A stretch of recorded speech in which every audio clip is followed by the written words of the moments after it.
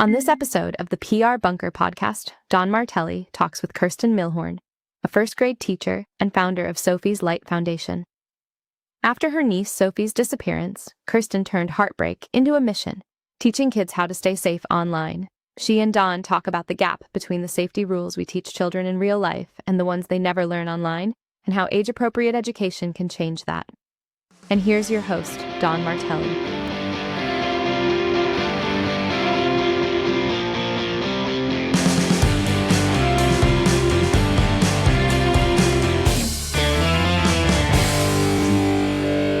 Welcome back down to the PR Bunker podcast. I'm your host, Don Martelli, CEO of the PR Bunker. Very special episode today. This is a story that you might have heard of or will be hearing about in some way, shape, or form. And the journey we're about to go down in the next 20, 30 minutes is going to be an emotional one that's, but also emotionally in a good way because there's a cause behind it. But Kirsten, thank you for joining me down in the PR Bunker podcast. I'm looking forward to telling your story, but welcome. Thank you. Thanks for having me. I appreciate it. So, give us the setup. I don't want to unveil the story yet, but tell me, one, I know you're a teacher, and we'll get into that in a second. There's a connection to the story, but tell me about the organization you work for and give me the background.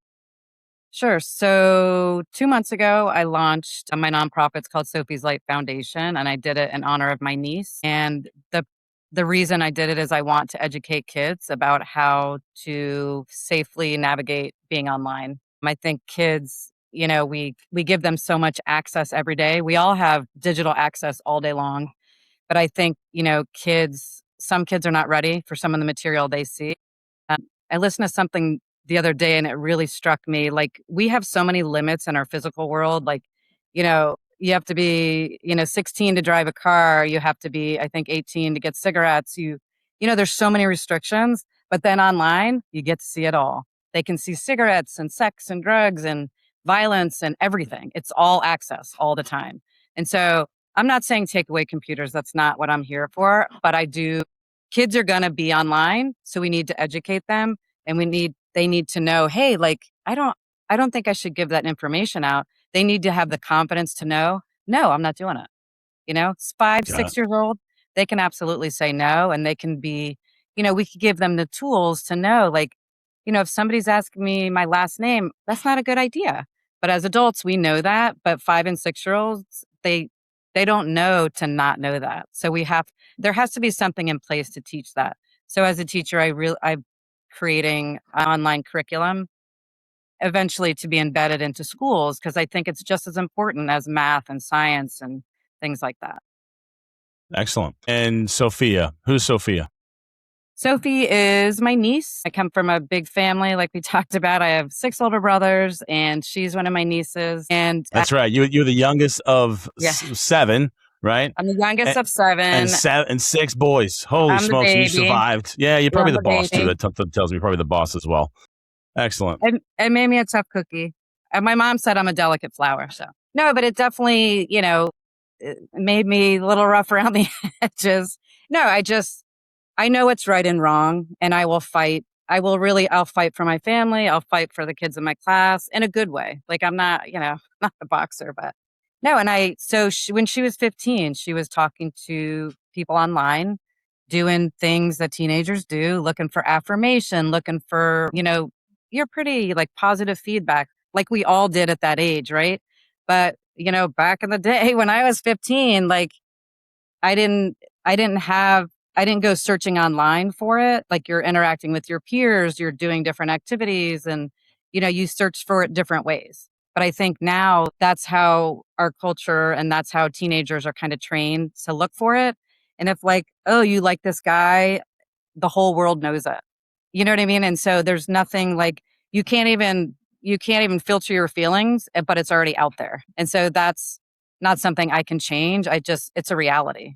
So I think even as teenagers, they need to know, if this guy is offering me money to play more games, is that cool? I didn't even know that was a thing. There's so much to keep up with. Even schools are having a hard time keeping up with accurate data, what should be banned, not be banned. They're doing their best. But I think, again, educating the kids is where where it has to start, in my opinion. And of course at home, because it will be hand in hand with, parents and guardians. Sure, no doubt. How long has the organization been established? So Sophie has been missing for 9 years. And on May 20th of this year is when I launched it. It happened to be her 9-year anniversary. It just happened to fall on that day. When I launched it, I spoke at a PTA meeting at my school. And then it has sort of snowballed since then. It was never my intention to like roll out this big nonprofit. And it's, of course I want to do it the right way. I want kids to be educated. I want to help kids. And so I want to do it the right way. I'm a teacher, and I feel like the way that I connect with kids is teaching them and like just being a kid with them. Like, hey buddy, like who are you talking to online? Like, well, first of all, we do morning meetings in first grade. We do like a greeting, a share, an activity. So the greeting, they would turn to each other like, oh, good morning, Miss Mill, or good morning, Bobby. And then he would say, good morning, Sue. But I want them to make eye contact because they're probably not used to that. So, and then they would do a share. Like I would say, would you rather be a bear or a donkey? I don't know. And then they give me a reason. And then they do a share, or I'll say like, hey, what's your favorite game? And if they say Roblox, and I'll be like, oh, like, do you ever talk to anybody on Roblox? Do you know those people that you're talking to? And it's just a conversation. It's like a conversation starter. And I'm like, oh, my friends, like, do you feel like we should share is it okay to share our first name, our middle name, and our last name? And then, no, of course, it's not. But they don't know what they don't know, right? How do they, we have a huge population, coming from other countries. And a lot of times parents feel like having their kids online, it's okay because they're making friends. And during the pandemic, like my son, was on Discord with his friends. And before I knew everything I know, like he was talking to his friends because I could see the string of kids. But I think that maybe escalated it a little bit or a lot. And parents just think it's their kids, their friends from school. And so it's a learning curve for all of us. Yeah, sure. Now let's talk about the design of the curriculum. Clearly, as somebody who's an educator, you said first grade, right? So first grade kids? I teach first grade. The goal is to have it from K all the way to 12th grade. And so it'd be like blocks, like K to 2, 3 to 5, 6 to 8, 9 to 12. Because we're talking about different topics. Like I said, for kindergartners, like I'm not going to talk about sextortion, right? But for kindergartners, we talk about online safety. Is it okay to turn your camera on when you're playing games? For a fifth grader, like fourth grade is like 10, 10, 11, yeah, 9, 10, 11. You're going to talking about like, what are some online risks? Because that's when they start getting curious. Like, do you have online friends? What does a safe online friend look like to you? Like, do you see them in person? Do you share the screen with them? It's just like basics. 6 to 8 years old, it's like, what are manipulation tactics that somebody might do online? Like, they might say, oh, can you keep a secret? Like, and like almost trick them into being their friend, trick them into doing something Sure. they shouldn't be doing. Sure. And then for high schoolers, it's a different ballgame. Like we're talking about potentially trafficking, sextortion, and then like leaving your digital footprint. Thank goodness I have to say, like in college, there wasn't a huge digital footprint. I mean, you got to be so much more vigilant, right? You have to, if you're going to a party, hang out with a buddy that you 100% trust. And like whatever pictures you take, they're on there forever, forever. And that's a really hard concept for kids. It's a hard concept for me. And I'm like, oh my God, I wore that the other day. Can't be wearing that again, right? So imagine being kids. They're like, the world's safe. The world's my oyster. But no, it's not like, it's not. We have to have kids feel comfortable being online, but not online, like taking control of their lives, right? Yeah. So, so the curriculum will roll out age appropriately. Right now, we're working on a pilot, and it'll be a 10-lesson pilot, like one lesson a week. Simple lessons, not a whole lot of material. I mean, for the teachers to learn, and it'll be age appropriate, something they can take home and start a conversation with their parents. Hey, mom, do you know that I have this camera on my computer? Like, maybe they didn't know. So That's where Got it's, it. that's where it's, So, we're so working on it. the hope would be that the curriculum it gets taught through the school system, and then teachers can carry that through, and or Yes. can it be directly accessed by? So, for example, if I had younger kids, so my kids are now older now, but if I was like, I'm sitting home with two young daughters, 5 and 8, something, would this be something I could also engage with on my own as a parent? Yeah, that is the goal. And I know like NCMEC and I know some other organizations have like tips and some talking points. For a teacher, it would be for the younger grade, it will be like a slide deck because it'll be some interactive games. Like, you could give them, should you give it, like I said, give your whole name or your phone number online? It's like thumbs up or thumbs down. But for the older kids, it is going to be conversation starters with mom and dad. So yes, absolutely. It will be online. I put like a sample on my online under education. And, it takes time to get into a school system, even though I'm working in the school. So it takes time. Like it's not going to be like an hour block. In my mind, I imagine a half-hour block. And if that conversation goes longer, then it's needed, right? Yeah. Yeah. I mean, Yeah. is our kids' safety more important, right? Once a week. And I think we talked about this last time we talked. It's like my first graders, when they hear the fire drill, they line up immediately. They're quiet. They get in line. Tornado drill, same thing. But I hand them a laptop and like they're like, "Oh, cool, man. Like, can we do anything?" I'm like, no, you can't. So, Yeah. I I mean, would our say it's schools, almost yeah. as dangerous as handing them the keys to the car Well, without this them is learning how to drive. right, and that's what it feels like, right? Like, would you ever give your kid keys to the car? Nope. No. Right. And so those are safety roadblocks. And so I feel like, you know, and that's education. We're educating someone on how to drive. Like this crazy puppy I have, he tore up our entire carpet, but it's my job he really did, but it's my job to train him like, hey, here's a chew toy instead of my carpet. So it's all about education. And like, I feel like for me, like, I have a personal connection to it, but I know we can make a change. I feel like we can make a change and at least, help one kid. It would, Yeah. make a difference. Well, I mean, it's an incredible story. And I know you've talked a lot about other media outlets, focused on your niece's story and your story. I think the combination of you being a teacher, designing a curriculum is brilliant because you come from the classroom, you know how those kids learn, and you know the techniques that's going to get them to stick. Pivot real quick, like, you can do a million things, right? I think teachers are probably one of those talented people in the world. Like, why do you continue to be a teacher after years you've been doing it? What do you love about it? I love the kids. I mean, I actually, with my team yesterday, we went to some apartments and we just had some new kindergartners enter. We know they're going to enter the school. And so we needed to just get their baseline, like a little data education, right? Like, where are they?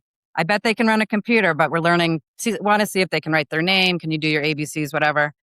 And it's like, God, those faces, like they come and they're so happy and they're like, and they just want to make me laugh and I want to make them laugh. And they're just fun and like, it's like a clean slate. They're unjaded. They're happy all the time. And it makes my day. It makes me happy. Love it. No, I love that. I mean, now where do you hope the scale of the nonprofit goes? I mean, I know you're still kind of, this is fresh and you got the case and the family stuff, and that's a whole other side of the Yeah. story here. But Right. like in a year or two, like what's your goal? Is it just to be in every school and across the United States? Is it a global thing? What's the kind of long-term vision? That's a great question. I would like to start, with my own school system, Fairfax County. It would make sense to me, possibly in the spring, just to even get the pilot out there. But ideally, of course, across the country. And I know I had never thought about overseas. I mean, it makes sense, right?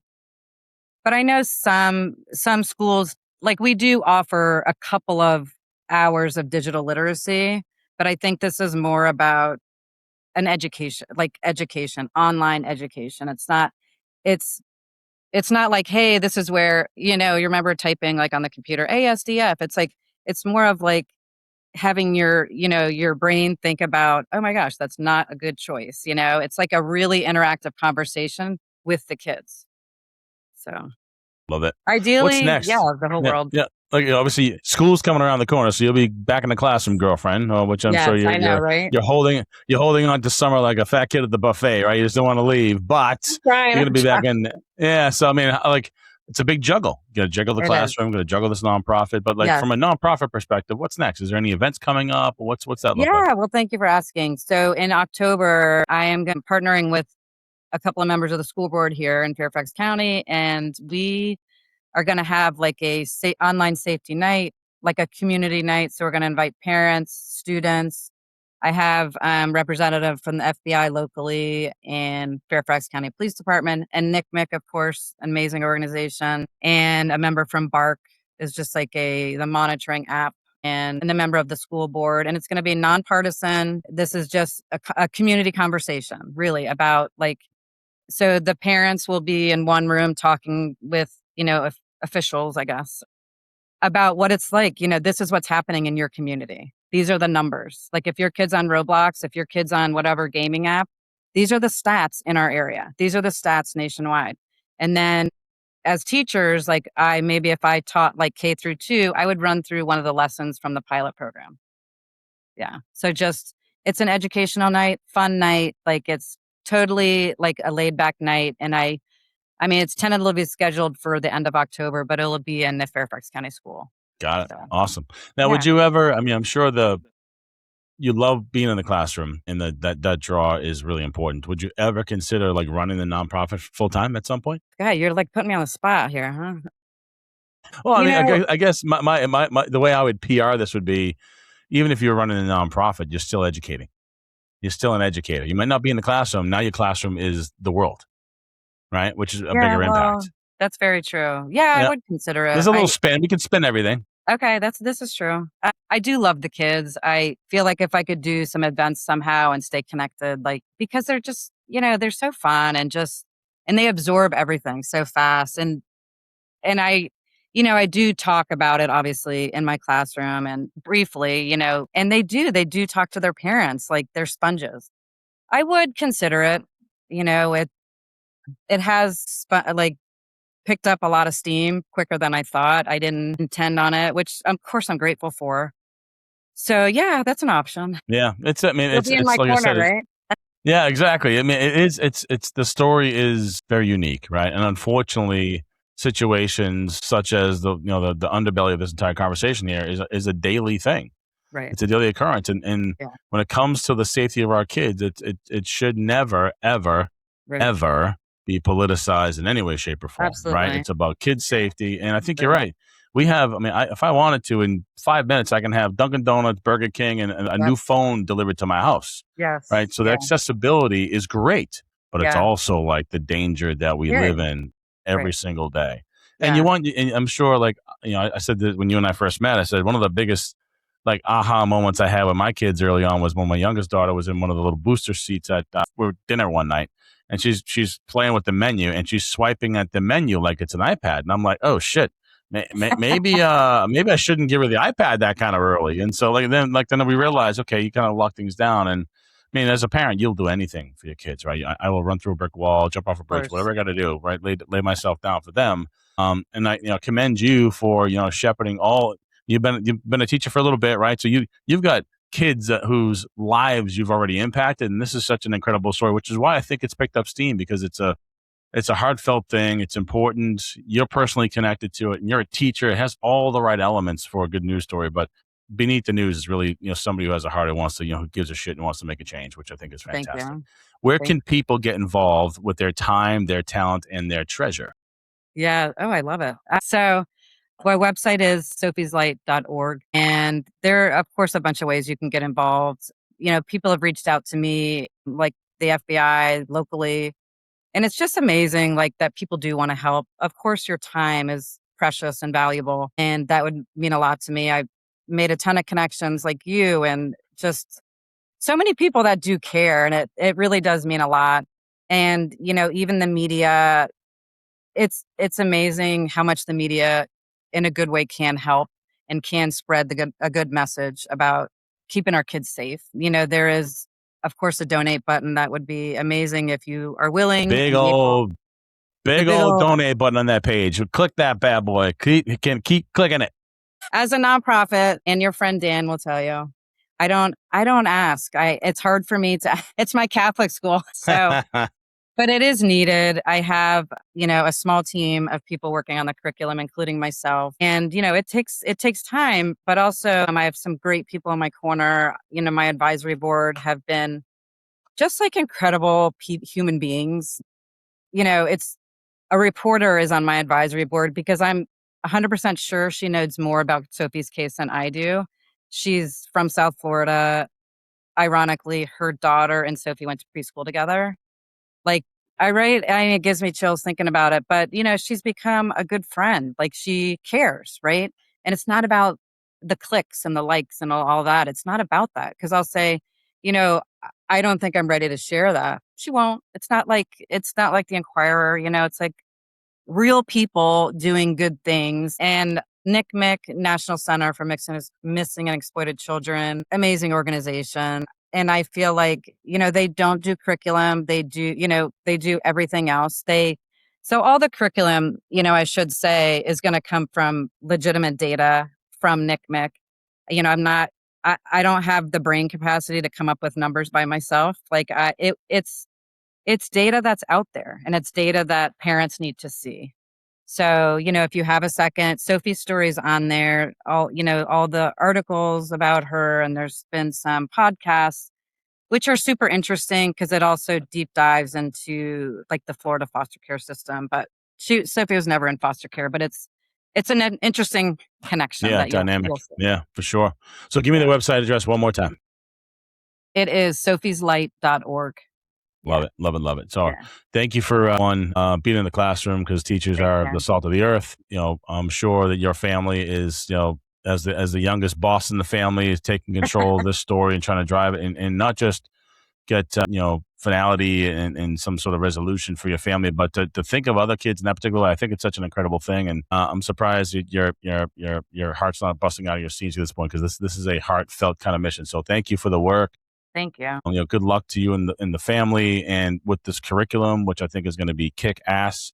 And whatever we can do here at the PR Bunker, and whoever else is out there listening to this, watching this, get your ass over to sophieslight.org, hit that donate button, get in there. I don't care if it's $1 or a time, or if you got a podcast, you want to tell the story, everything will help to help the family and tell Sophie's beautiful story and get the family some help and support this organization, because God knows what other kids down the line are susceptible to this sort of stuff. Every single day there's some stuff going on that we as a society need to make sure that we protect our children so they can have better lives than we've ever had. So absolutely, keep grinding, my friend. If we can ever help in some way, shape, or form, let us know. sophieslight.org. One more time, hit that donation button.